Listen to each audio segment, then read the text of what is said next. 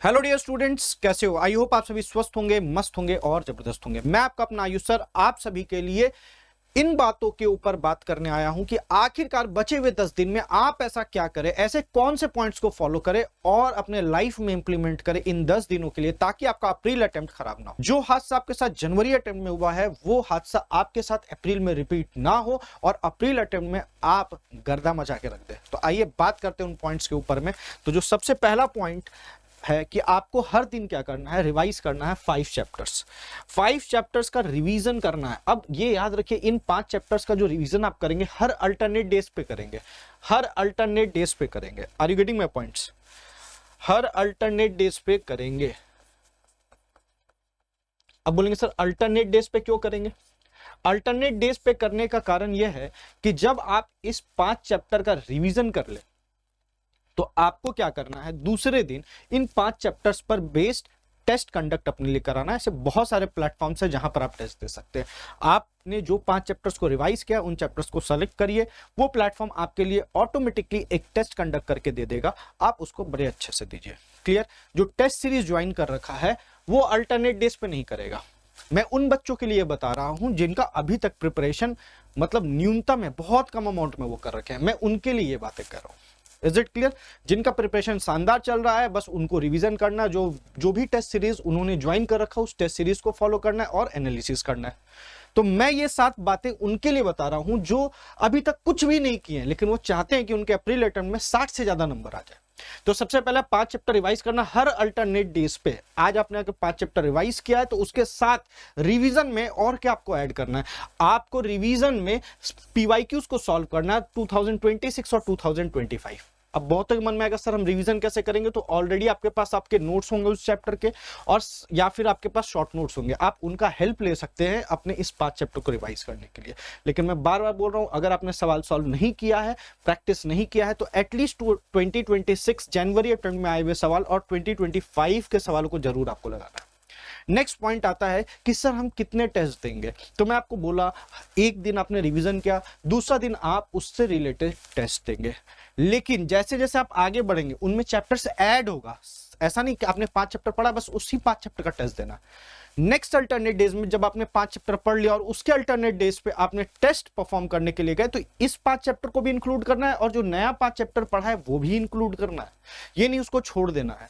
तो रिवीजन हर दिन होना चाहिए शॉर्ट नोट्स के द्वारा, और टेस्ट आपको 1 टेस्ट ऑन अल्टरनेट डेज। मतलब मान लीजिए आप कल से अपनी इस जर्नी को शुरुआत कर रहे हैं, तो कल आप 5 चैप्टर पढ़ेंगे और परसों आप उन 5 चैप्टर का टेस्ट देंगे, फिर आप 5 चैप्टर ऐड ऑन करेंगे, उसके नेक्स्ट डे उन 5 चैप्टर को मिला करके एक टेस्ट देंगे। क्लियर है क्या?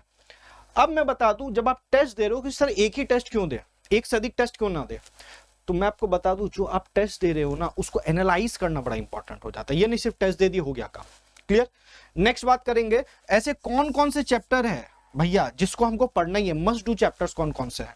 मतलब मैं आपको वो चैप्टर्स के बारे में बताने जाऊंगा अभी इसके बाद कि कौन से ऐसे जिसमें लो इनपुट देके हाई वेटेज, या आप कह सकते हो कि हर एक शिफ्ट में उससे सवाल आया हुआ है, वो कौन कौन से चैप्टर जिसको मैं तो जरूर से कर लूं। अब सवाल है कि सर क्या मैं फोकस करूंगा क्या जो सब टॉपिक्स जनवरी अटेम्प्ट के लिए इंपॉर्टेंट है?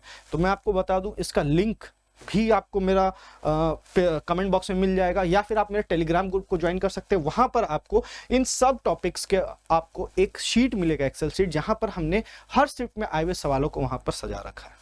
क्लियर? नेक्स्ट, एटलीस्ट 60+ मार्क्स आ जाए सर, ऐसे कुछ चैप्टर्स हमें बता दीजिए। आइए उन चैप्टर्स के ऊपर बात कर लेते हैं कि ऐसे कौन कौन से चैप्टर है, और ये जनवरी अटेम्प्ट के बेसिस पर मैं आपको बता रहा हूं। बात क्या है ना, ऐसा नहीं है कि एनटीए वाले फरवरी और मार्च में बैठ के आपका क्वेश्चन पेपर सेट करेंगे। जो जब जनवरी का पेपर सेट होता है उसी समय अप्रैल का अटेम्प्ट भी का भी पेपर सेट हो जाता है। आप कह सकते हो कि सेटर सेम ही है, उनका माइंडसेट वही होने वाला है। तो कहीं ना कहीं जनवरी का अटेम्प्ट का जो पेपर है वो आपके अप्रैल अटेम्प्ट में बहुत हेल्पफुल होगा।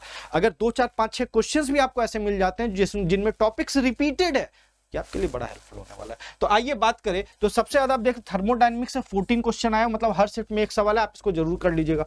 इक्विलिब्रियम से भी 13 सवाल है, सॉल्यूशन से भी 13 सवाल आया, इलेक्ट्रोकेमिस्ट्री से भी 13 है, केमिकल काइनेटिक्स से 15, पीरियोडिक टेबल से 10 है, केमिकल बॉन्डिंग से 11। यहां पर मैंने उन चैप्टर्स को लिया जिसमें मिनिमम 10 क्वेश्चन या उससे अधिक सवाल पूछे गए। क्लियर?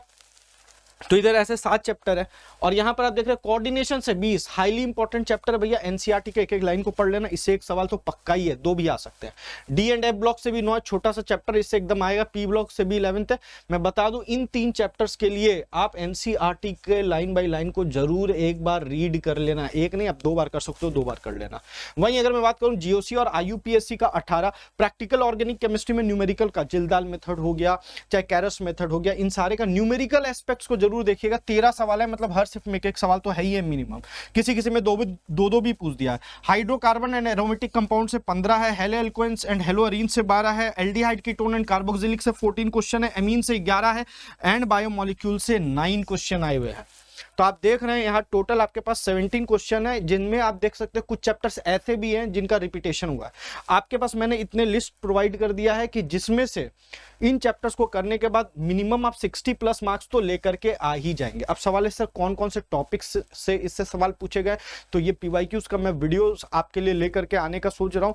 तो क्या मैं उस वीडियो को आपके लिए लेकर के आऊं, उनमें टॉपिक्स डिस्कस कर दूं कि हाँ भैया इन टॉपिक्स से सबसे ज्यादा सवाल आए हैं, जैसा मैंने मूल कॉन्सेप्ट पे बनाया था। लेकिन मैंने आप लोगों से एक रिक्वेस्ट किया था कि एटलीस्ट 100 लाइक्स तक पहुंचा देना ताकि मेरा भी मोटिवेशन हाई रहे। देखो हम लोगों का भी मोटिवेशन तभी हाई हो पाता है ना यार जब आप हमें सपोर्ट करते हो, क्लियर। तो एटलीस्ट आप कोशिश करिए कि 100 लाइक्स तक पहुंचा दे, शेयर करिए चीजों को, तो मैं आपके लिए सारे पीवाईक्यूज का वीडियोस डाल दूंगा इस YouTube चैनल पर और प्लेलिस्ट भी बना दूंगा। तो साथ साथ आप उसको भी रिवाइज करते जाइएगा। 2026 के जनवरी अटेम्प्ट का सवाल वहां लेकर के आएंगे। एट लास्ट मैं आपसे बस इतना ही कहना चाहूंगा, धन्यवाद अगर आपने इस वीडियो को अंत तक देखा and best of luck for your April attempt. जी जान लगा देना क्योंकि इसके बाद मौका आपके पास जेईई मेन के लिए नहीं मिलने वाला।